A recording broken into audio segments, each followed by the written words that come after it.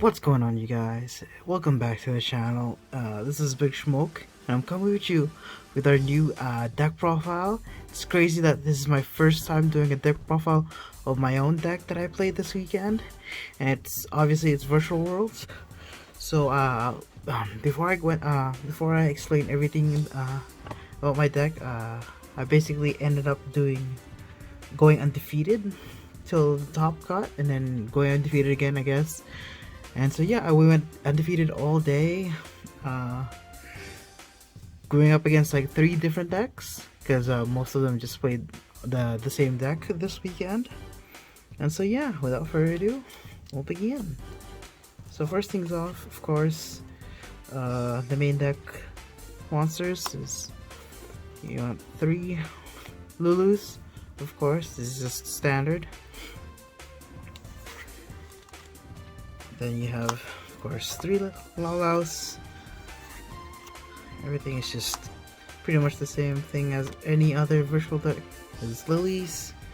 Just want to like maximize on all of them. 3 GGs. And then for the last ones is 2 Nyanyans. I wouldn't want to play any more.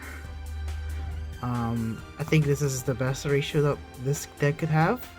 And then I wouldn't play the 2/2 as well, just because basically what my version of this deck is that it's like hand trap heavy, and it plays like a new card that kind of helps you with that you don't break that much. So, but we'll get into that. Alright, so for my hand trap lineup, I have 3 Phantasme. This is basically your draw power. It also it helps you unbrick your hands, which is one of the weaknesses of this deck. I found, like, I know everybody knows that, but it's just either you do Pot of Desires or this, and I'd much rather do this, because with our new tech card, we would want to just have it like back to our deck for that use. And we also play Cross Out, that's why we want to use those as well. For the other ones, you have 2 Ashes, 1 Nibiru, 1 Bell, and 1 Effect Veiler. I think I wouldn't change anything in here. Like this, the only I would say the flex spot would be this Bell. But I still think it's good, just because I would want a Earth typing and a level 3 as well. And I'll explain why that is when we get to the card that we use. And then before the spells, we got 3 Kinlong, standard. We got 3 Kowloon, as a standard. And then of course 2 Italis, just standard. And then we play 2 Designators and 1 Call by the Grave.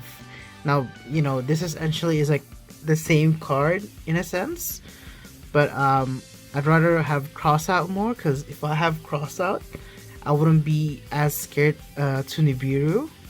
I know, like, with this deck you don't have to be scared, but there's just some points where like it's just nice that you're not scared and you keep going, and then on your end phase you could just set this so like you could stop their plays, or maybe there's like a similar card that they have and you have as well, and then you can stop that. So it's just nice. And then Call by the Grave, same thing. This actually really helped me win one of my games, because instead of having Bell, I had this, and he had Call by the Grave as well. So when he tried to summon something from his grave, I just used this instead of a Bell, and he couldn't play off of it. And for our spicy tech, of course, I know people will be already running to this card, is Small World. Now this is actually a little bit similar to Foolish Burial Goods in a sense. The only reason why I like this more is Foolish Burial Goods gets you to Kinlong, which is a search as well, but the difference is you can have Kinlong and this search in one turn. So like if they stop your Kinlong, at least you have this, or if or let's say you have like a lot of hand traps in your hand, like you would just banish this, banish another one from your grave, and then add like any virtual world cards. And it's really easy to use this cards in this deck because they're all different types, attribute levels, and stuff like that. So I really like it. I think I won't bump it up to 3, just because as the same as Foolish Borrow Goods, like having more than that is like kind of bricky already. So I think just 2 is already enough, so you don't have to go crazy about it. And then for our traps, we have 2 Chuches and 1 Zhongwu. It's just a standard. And for the last 2 cards in our deck, Infinite Impermanence for the cross out target, and it's just, you know, good impermanence. And then of course the win button, Imperial Order. I know people are gonna hate me that I made this deck, but honestly, like with this deck, like loses easily to like spells. Like you could easily lose to like a Dark Hole or a Geki, and this is the only saving grace that you have. So I think it's just preferable to play one. And then to our extra deck, so we play 2 level 9s. We play the Shen Shen, and we play the Vermilion Dragon Mech. I think this is the only ones that you need. Like you could probably tech anything else, but for this build, I rather prefer this two. And then for level 6s, we have Juju, Stardust Charge, Oral Dragon. Yeah, this is basic. And we have, of course, the Crystal Wing package with the Money Mud Dragon and our target Kaliga. I think this is the only fusion I would play. Like, it is nice to have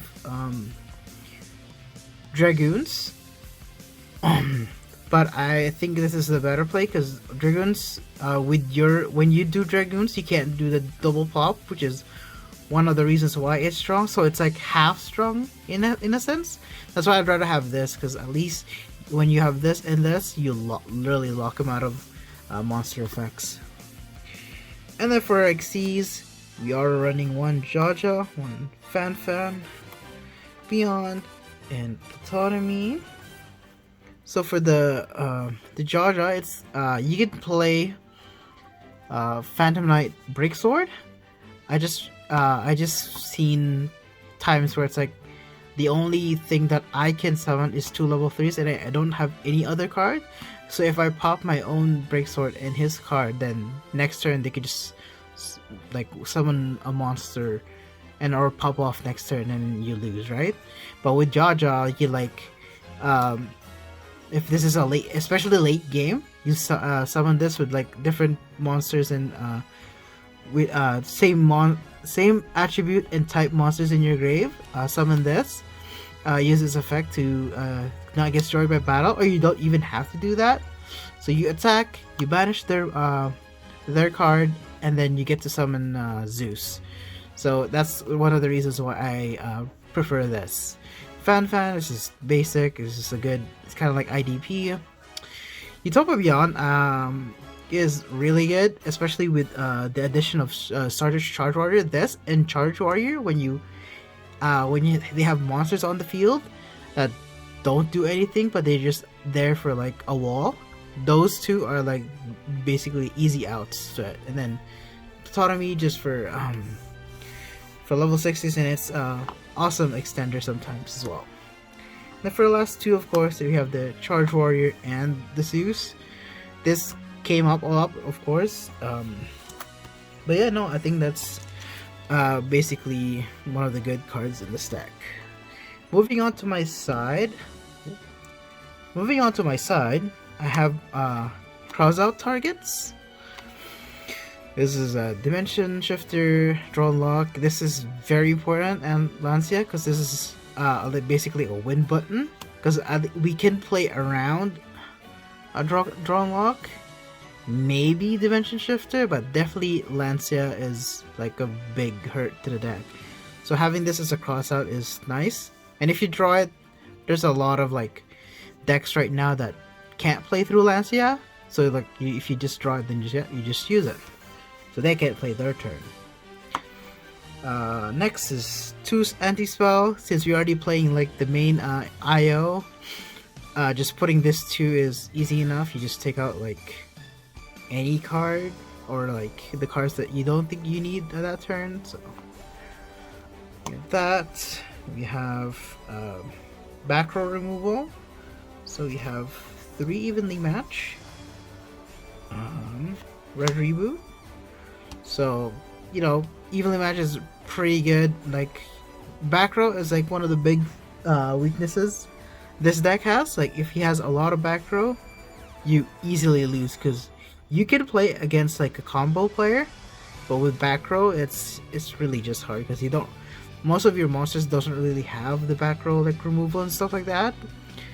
And yeah, so and yeah, more back row hate. It's just 2 twins and then harpies. You could probably change this to a lightning storm. I actually got one, so I need one more. But twins is also nice. It's just this will be just like a budget like version. But I think lightning storm will be like a good one card next coming formats, in my opinion anyway. And then for the last 3 cards, of course, Dark Ruler No More. It's just a good card against combo decks and stuff like that. So yeah. So moving on to my matchups, I would say for my matchups, it's just for my first round, it was against our boy Mac, who was playing D-Link. Basically, this I'm not sure if he bricked. He actually did some plays against me. Like he did board. It was just an easy out because I had the spell like this. I had this and Kinlong, so I just like activated Kowloon, search Kinlong, did this to the seal. He had to seal me, and then I just activated this and then just popped off with my monsters. So yeah. My round 2 was against who was it? I think it was our boy. Was it Ethan? I think it might be our boy Ethan. You might remember our boy Ethan from our Tri-Brigade deck profile. He's one of the good players in Saskatchewan. And basically, the first round, I think I went first, and I just had like the Kaliga Crystal Wing Lock, so he couldn't out it. I just had both of these. I just negated the first thing he did, and then I had the Chuchi Pop when he did so. When he tried to like get over this, so it's just a GG. Game 2, he bricked, I think, so he just sets a few cards and sent one monster, and then I just popped off of my turn. And so yeah, that was it. Game 3, I went up against a. Oh no, that was game 3. Game 2, I went up against actually like a paleo. Not paleo. It's more frogs. It's just frogs with a bunch of traps. So it's like paleo frogs, I guess, is what you call it. So yeah, paleo frogs. It was first game. It was kind of hard, as I've said before. Like this deck loses to that deck, pretty much. But what ended up happening is I had Shen, and I had a lot of monsters on my graveyard. And every time I summoned Shen, he just he used Torrential Tribute on me. But then the next turn, he wouldn't like draw anything. So I just kept summoning Shen. He actually used Torrential Tribute against me 3 times just to get this, but I unfortunately couldn't out it. And then yeah, game 2, he went first. He had a lot of back row, and one he summoned Phoenix Destroyer, I believe. And so what I had was what did I have? I think I had Evenly Match, and I think it was like before this I actually had this as Kaijus, because I just thought it would be better because like I usually hate dragoons, but this also works with against dragoons. So, but it's the same thing basically. I basically stop his monster. I kaiju'd over his guy, and then his destroyer phoenix, I guess. And then I just like evenly matched him to get his get off his back row. And after that, I was just yeah, I just popped up. I just made a board and couldn't out it again. Then yeah.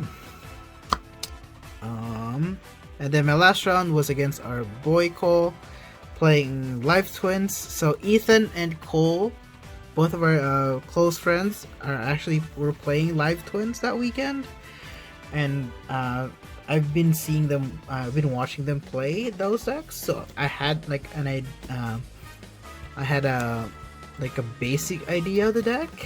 I was still kind of scared because I don't really fully know the deck. It's just like I've seen them so much that I know how they were going. But the thing is that the really cool interaction is when you have this on the field, they cannot use forbidden droplets. Is one of the you gotta remember is they can't droplets you just because they have to send cards from their field to the grave, and so they have to droplets use card from their hand, not their field. And usually with live turns, they usually send their monsters from the field to the grave, not from their hand. So this was that was like somewhat good against it. But yeah, no, this is definitely like a saving grace against most of the decks this format, I think. And then top cut, we went against one of the players on the other local scene, which is Ray, who was playing Dragon Lake again. So another Dragon Lake player, he made a board. Same thing happened. He made a board. I outed it. I made a board that he couldn't out it. So game 2, he bricked somewhat. He just did set one monster, set one card, then passed, and I just popped off basically. I think I drew like a Duster in hand, so I just took out his back row, and I didn't care if he had the monsters, so I just like summoned a lot of monsters to like OTK with, and then he cut it out my board after that. So yeah. And then final round was against our boy Cole again. He won his finals as well. So it was me versus him in the actual finals. And yeah, I think what ended up happening is round 1 he won, round 2 he bricked, and then round 3 was a crazy game. But what ended up happening is he had a challenge. He had the Evil Twin challenge in hand, or a set on the field. And basically what happened was I used Nibiru. So that's not the full story. So I used Phantasme. I drew Nibiru with Phantasme. I Nibiru'd him when he had both the red and the blue evil twins, so he couldn't get into Trouble Sunny, and he just he activates secret password to search the trap that's on from grave. But the thing is, when I did my draw for turn, I had like full combo in hand, but I knew like the trap would somehow like do something against me. So the cool thing is we actually got Called by the Grave when we were on our turn. So I knew he had the trap because he searched it, so I kept it in hand. And then when he tried to do the Evil Twin challenge, I just banished the target that he had, and that's how we won that game. But yeah, no, I think this deck is a good contender this format. I do have like scares that it might get hit on the January, but if you're playing like especially the December YCS, I would suggest if you want like a kind of like somewhat of a budget version, somewhat of a budget deck, I think this is a good pickup. So, all right. So yeah, thanks you guys for watching. Again, like the video, comment what cards you think I should add to my deck, and yeah, let me know. Thank you so much.